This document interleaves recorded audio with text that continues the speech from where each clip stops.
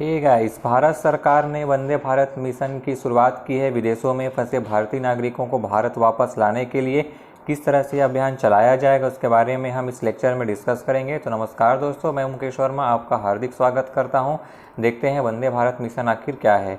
इसका उद्देश्य है दुनिया भर में फंसे भारतीयों को वापस लाना और प्रथम चरण जो है 7 से 13 मई के बीच जो है चलाया जाएगा। भारतीय स्टूडेंट और वर्कर जो यूके में और अन्य देशों में फंसे हुए हैं, उनके पास अब खाने पीने के लिए अब पैसे नहीं बचे हुए हैं।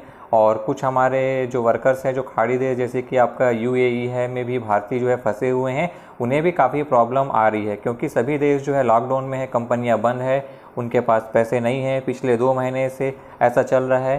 तो ऐसे में बहुत बड़ी ज़रूरत थी कि इन भारतीय नागरिकों को फिर से घर लाया जाए। इसलिए भारत सरकार ने वंदे भारत मिशन जो है लॉन्च किया है और ऐसा माना जा रहा है कि यह दुनिया का लार्जेस्ट इवैक्यूएशन एक्सरसाइज है और भारत सरकार लगभग 1,90,000 लोगों को जो है वापस लाएगा। भारत का सबसे बड़ा एयरलिफ्ट होगा और इसमें जो भी क्रू मेंबर साथ में जाएंगे उन्हें भी काफ़ी पीपी सुरक्षा वगैरह है, मेडिकल किट वगैरह है, यह दिया जाएगा और पूरे विमान को सैनिटाइज करने का काम जो है किया जाएगा।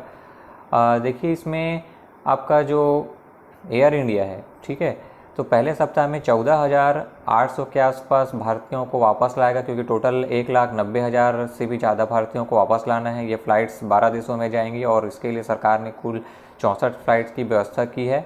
और एक न्यूज़ यह भी आ रही है कि भारतीय वायुसेना के कुछ विमानों को स्टैंड बाई में रखा गया है।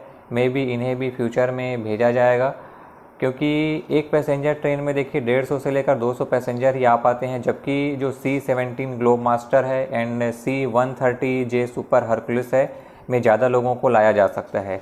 भारतीय वायुसेना जनवरी के महीने से ही इस इवैक्यूएशन को अंजाम दे रही है क्योंकि जब जनवरी में वुहान में जब इस टाइप का आउटब्रेक हुआ था तो वहाँ के छात्रों को वापस लाया गया था।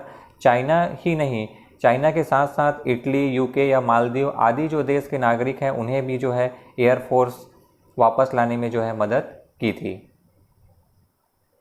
ये देखिए, ये है आपका C-17 ग्लोब मास्टर और आपका C-130J सुपर हरकुलिस।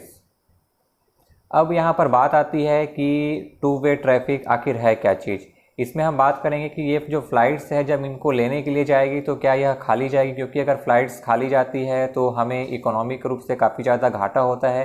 तो ये फ़्लाइट्स जब जाएगी इन देशों में तो यहाँ के जो नागरिक भारत आए हुए थे, जैसे कि कोई अमेरिकन है, वह कुछ अपनी छुट्टियाँ वगैरह बिताने के लिए अपने फैमिली मेम्बर्स वगैरह से NRI हैं तो मिलने के लिए अगर भारत आए हुए थे और इसी बीच लॉकडाउन चालू हो जाता है और यहाँ पर फंस जाते हैं, तो अगर ये अपने देश को जाना चाहते हैं तो बिल्कुल जा सकते हैं। बशर्ते यह है कि इन्हें जो ज़रूरी चीज़ें हैं उन्हें शर्तों को पूरा करना पड़ेगा और फ़्लाइट्स के जो भी सरकार ने जो फिक्स चार्जेस इन देशों के लिए फ़िक्स किया है उसे भी इनको पेड करना पड़ेगा।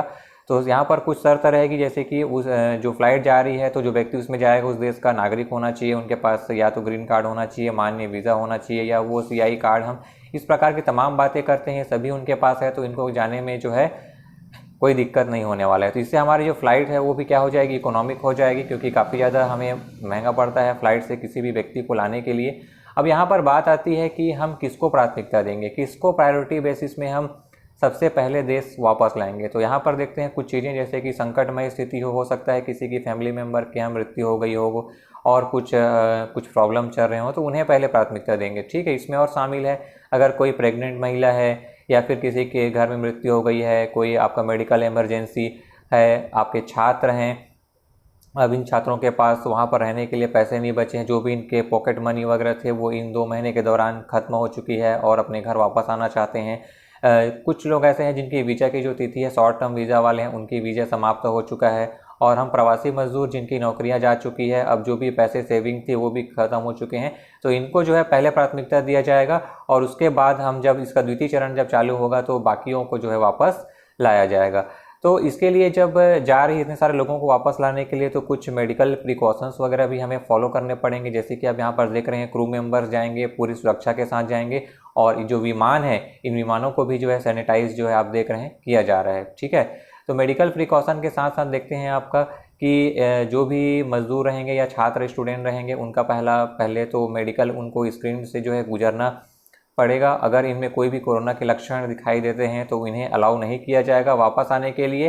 सभी को जो है आरोग्य सेतु ऐप डाउनलोड करना होगा आप, क्योंकि इसमें जो है इनके डेटा जो है रहेंगे कि कब कहाँ पर क्या कर रहे हैं, कैसे कर रहे हैं। तो आरोग्य सेतु ऐप सारे पैसेंजर को डाउनलोड करना अनिवार्य है।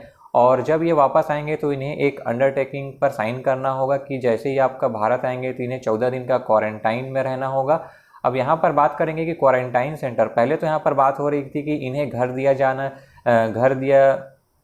घर जो है जा सकते हैं, घर में क्वारंटाइन रह सकते हैं 14 दिन की। लेकिन यहाँ पर कुछ राज्य सरकारों ने इसका विरोध किया है कि लोग जो है प्रॉपर क्वारंटाइन जो गाइडलाइंस होते हैं उनको फॉलो नहीं करते हैं, इसलिए अब इन्हें जो है सरकार के द्वारा बनाए गए क्वारंटाइन सेंटर में जो है क्वारंटाइन जो सेंटर हैं वो होटल है, रिजॉर्ट है या बड़े बड़े जगह है, उनको जो है क्वारंटाइन सेंटर में तब्दील किया गया है। तो इनका काफ़ी ज़्यादा खर्चा आता है। तो गवर्नमेंट चाह रही है कि जो विदेश से आ रहे हैं उनको यहाँ पर रोका जाएगा, तो इसके चार्जेस भी उन लोगों से वसूला जाएगा।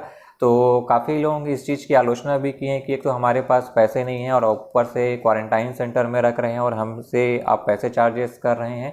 तो आप यहाँ पर मुझे कमेंट करके बता सकते हैं कमेंट बॉक्स में कि क्या जो भारतीय वापस आ रहे हैं उनको क्वारंटाइन सेंटर में रखने का जो चार्जेस वगैरह है और फ्लाइट के चार्जेस है यह लेना सही है कि नहीं है। आप बिल्कुल कमेंट करके मुझे बताइए। चलते हैं अगले यहाँ पर क्या है देखते हैं कि टिकट का कॉस्ट की बात करते हैं। ठीक है, तो पैसेंजर को स्वयं देना होगा। जो भी देश के लिए हमारी फ़्लाइट जा रही है उस देश के लिए गवर्नमेंट ने ऑलरेडी फिक्स कर चुका है। आप वेबसाइट में जाके देख सकते हैं कि किसी भी देश के जो चार्जेस हैं वो क्या है जानना चाहते हैं। एग्जाम्पल के तौर पे यदि मैं बात करूँ तो जैसे यूएसए से 1 लाख रुपए है, दुबई से 13,000 रुपये हैं। ऐसी आपकी लिस्ट गवर्नमेंट जो है वेबसाइट में बनाकर डाल दी है कि कहाँ से आप आएंगे तो वहाँ के जो है क्या क्या आपको कॉस्ट जो है